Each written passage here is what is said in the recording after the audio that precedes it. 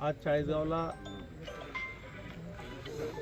साधारणतः 39 किलो ॲफेटामाइन की जे ड्रग्ज बनावट करण्यासाठी वापरलं जातं ते ॲफेटामाइन चाळीसगाव पोलिसांनी ट्रॅफिकच्या पोलिसांनी चाळीसगाव हद्दीमध्ये ते पकडलं।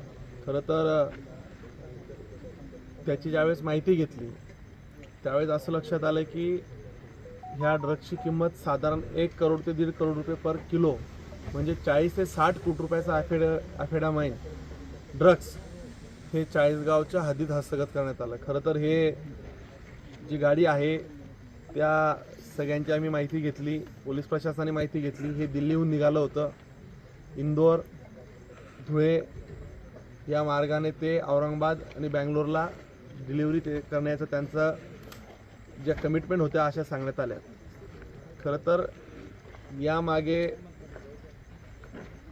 एक मोठं रॅकेट, इंटरनॅशनल लेवलचं एक रॅकेट चालू असल्याचा संशय या मागून येतोय।